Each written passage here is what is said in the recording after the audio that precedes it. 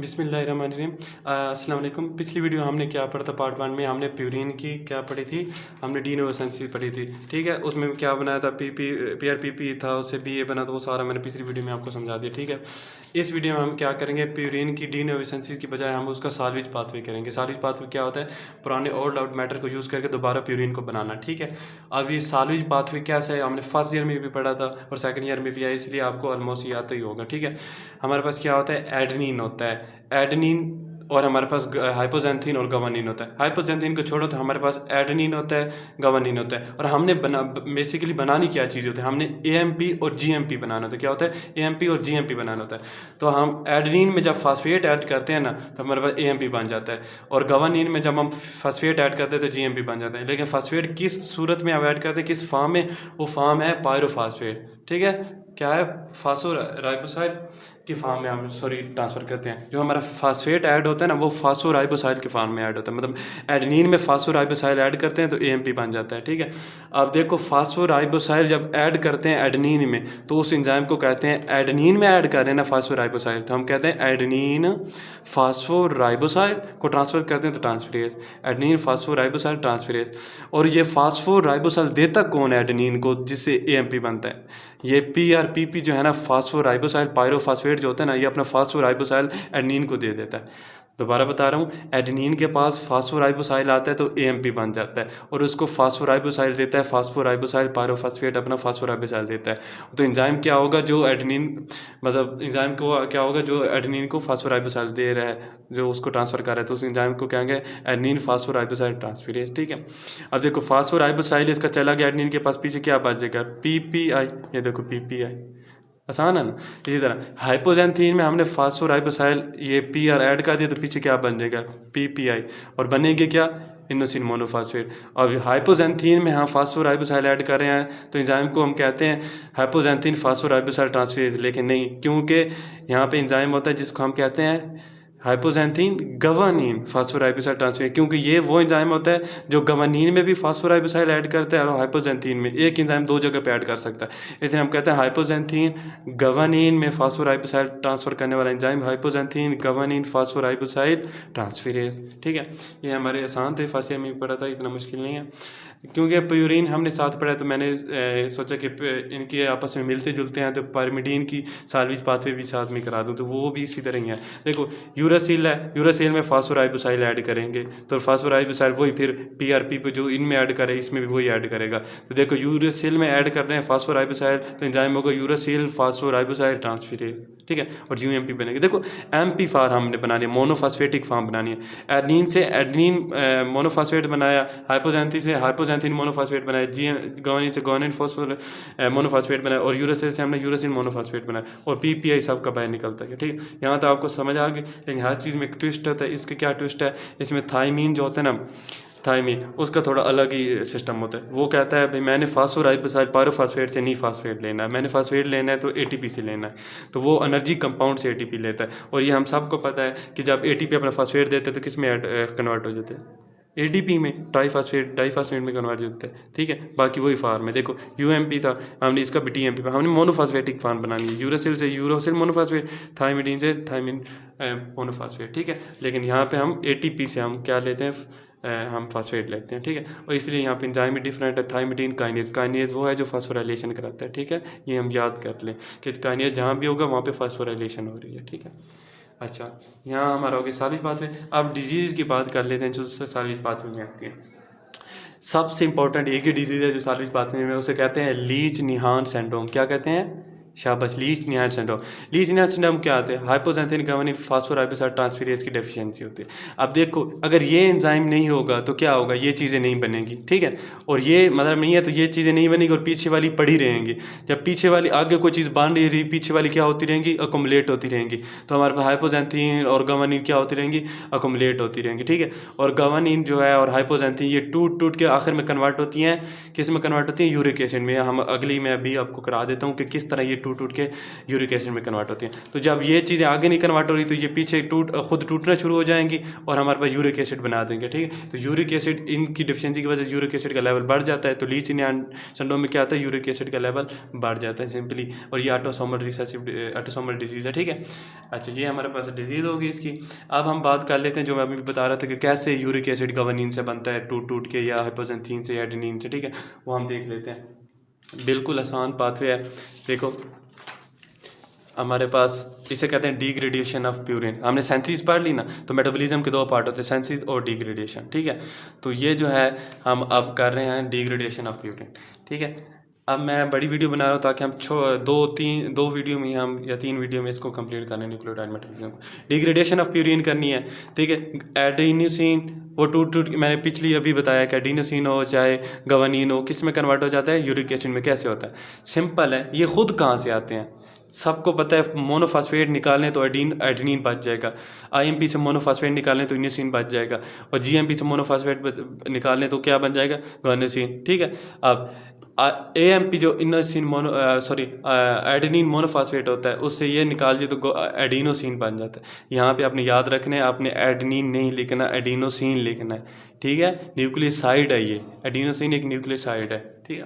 तो आपने एडिनोसिन लिखना है। इसी तरह आईएमपी से मोनोफॉस्फेट गया तो इनोसिन बच गया, इनोसिन मोनोफॉस्फेट से गया तो इनोसिन बच गया, इन मोनोफॉस्फेट से तो गुआनोसिन, ठीक है। गुआनोसिन से गुआनोसिन मोनोफॉस्फेट हमने निकाल लिया, ठीक है। अब ये वाला स्टेप नीचे इसी तरह चलते हैं, लेकिन अब एडिनोसिन जो होता है ना, वो इनोसिन में कन्वर्ट हो सकता है। ये वाला स्टेप बहुत बहुत बहुत इंपॉर्टेंट है कि एडिनोसिन इनोसिन में कन्वर्ट हो जाता है। कैसे, अगर एडिनोसिन से हम क्या कर दें, हम NH3 निकाल दें। क्या निकाल दें, मैं कहता हूँ एडिनोसिन और इनोसिन आपस में बहन भाई है, कोई फ़र्क नहीं, लेकिन इनमें अगर हम NH3 निकाल दें ना, एडिनोसिन के पास NH3 ज़्यादा होता है, इसके पास नहीं होता। तो एडिनोसिन का NH3 निकाल दें तो पीछे क्या बचेगा, इनोसिन बच जाएगा। इसलिए अमोनिया को निकालने वाला एंजाइम क्या होता है, डीअमाइनेज। ये हमने डीअमाइनेशन में भी पढ़ा था, जब अमाइनो की डिग्रेडेशन की थी हमने, ये वहाँ पे पढ़ा था। आप ये लिपन कोड में ये रिवर्स करके वहाँ पे भी देख सकते हो, ठीक है। तो हमने अमोनिया निकाला तो एंजाइम होगा डीअमाइनेज, और कहाँ से निकाला, एडिनोसिन से, तो एडिनोसिन डीअमाइनेज, अमोनिया निकला, इनोसिन बच गया, ठीक है। अब इनोसिन जो होता है ना, 2 स्टेप जो है ना, उसमें यूरिक एसिड में कन्वर्ट हो जाता है। कैसे, इनोसिन पहले कन्वर्ट होते हैं हाइपोजेंथीन में, फिर हाइपो निकाल दो, सिंपल जेंथीन बच जाएगा। इनोसिन किस में कन्वर्ट हुआ, हाइपोजेंथीन और जेंथीन में। और ये जो जेंथीन होता है, ये जो होता है प्री यूरिक एसिड फार्म होती है, मतलब इसके बाद क्या बन जाता है, यूरिक एसिड बन जाता है, ठीक है। अब यहाँ पे एंजाइम क्या है, एडिनोसिन डीअमाइनेज। ये मैं बार बार बता रहा हूँ क्योंकि बहुत इंपॉर्टेंट है, इससे एक डिजीज़ होती है, अभी मैं बता दूँ। अब हाइपोजेंथीन है, वो जेंथीन में कन्वर्ट होता है। कैसे, अगर इसकी हम ऑक्सीडेशन करते हैं तो उसकी वजह से, तो इसलिए हम कहते हैं जेंथीन ऑक्सीडेज। इसी तरह दोनों जगह पे, यहाँ पे भी जेंथीन ऑक्सीडेज है, यहाँ पे भी जेंथीन ऑक्सीडेज है, तो यहाँ पे टेंशन ही ख़त्म होगी। अब ये वाली चीज़ देखो, जैसे ये एएमपी से मोनोफॉस्फेट निकला तो एडिनोसिन बच गया। अब जीएमपी से मोनोफॉस्फेट के गया तो पीछे जी बच गया, और जी क्या है, गुआनोसिन है, ठीक है। दोनों का सेम तरीका, लेकिन बजाय इसके कि ये इनोसिन में कन्वर्ट होता है, ये थोड़ा ढीला है, और ये क्या होता है, एंड में आके ऐड होता है।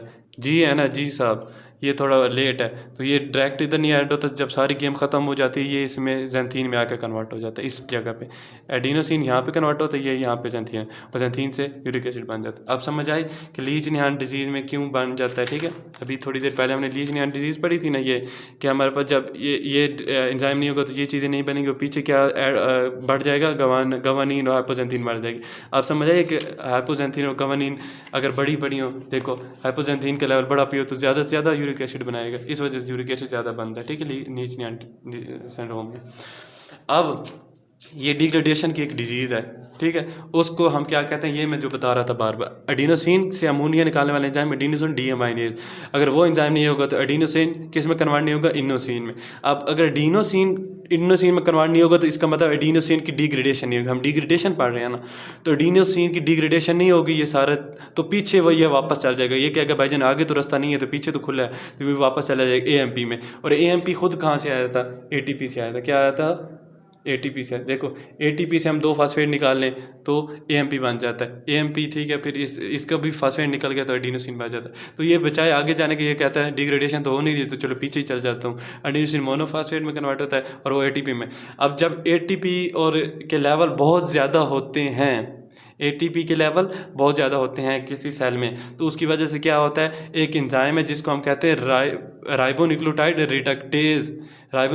रिडक्टेज एंजाइम, ये नाम याद कर लें कि इनके लेवल ज़्यादा होने की वजह से राइबोन्यूक्लियोटाइड रिडक्टेज एंजाइम जो है ना उसकी क्या हो जाती है, इनिबिशन हो जाती है, इनका हाई लेवल उनको उसको इनिबिट करता है। ये लिखा पड़ा है राइबोन्यूक्लियोटाइड रिडक्टेज एंजाइम जो है ना, यह साफ आपको नज़र नहीं आ रही, इसे मैं आप बार बार बता रहा हूँ, वो इनिबिट हो जाता है।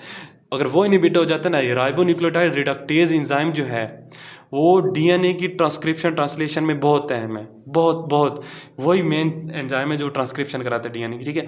अब क्या है कि राइबोन्यूक्लियोटाइड रिडक्टेज जो है ना, अगर वो नहीं होगा तो हमारे पास ये जो एंजाइम है ना उसकी वजह से डीएनए जो है वो सही नहीं बन सकेगा।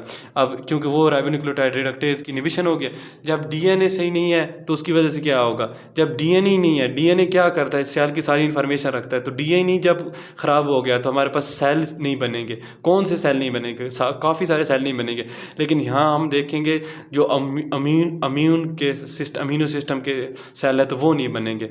वो कौन से सेल होते हैं, वाइट ब्लड सेल। तो जब दोबारा मैं बता रहा हूँ एडिनोसिन डीएमइनेज की डेफिशिएंसी होती है तो ये एटीपी के लेवल इनोसिन के बढ़ जाते हैं, क्योंकि आगे तो जाने से पीछे, उसकी वजह से राइबोन्यूक्लियोटाइड रिडक्टेज की डेफिशिएंसी हो जाती है और उसकी वजह से हमारे पास वाइट ब्लड सेल नहीं बन सकते। और वाइट ब्लड सेल कौन से 3 टाइप के होते हैं, T cell, B cell and natural killer cell, ये नहीं बनते। जब ये नहीं बनेंगे तो उस बंदे में बहुत ज़्यादा आराम से डिजीज़ कोई भी हो सकती है, क्योंकि उसका इम्यून सिस्टम वीक है, वाइट ब्लड सेल नहीं है। तो इसको हम डिजीज़ को हम कहते हैं स्किड, मतलब severe combined immuno deficiency disease, ठीक है। इम्यूनो डेफिशिएंसी है उस बेचारे को, क्योंकि इस वाइट ब्लड सेल नहीं बन रहे एक छोटे से इंजाइम ना होने की वजह से, ठीक है। एक और लास्ट हमारी डिजीज़ है, उसे हम कहते हैं गाउट।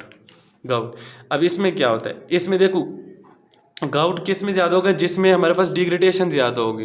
पहले हमने डिजीज़ पढ़ी जिसमें डिग्रेडेशन नहीं होता तो स्किड होती है, लेकिन अगर किसी चीज़ में डिग्रेडेशन ज़्यादा हो रही है तो यूरिक एसिड बनेगा। डिग्रेडेशन कब ज़्यादा होती है, जब ज़्यादा सेल टूटेंगे तो ज़्यादा डीएनए टूटेगा, ज़्यादा एटीपी न्यूक्लियोटाइड वगैरह टूटेंगे तो ये सारी चीज़ें ज़्यादा बनेगी।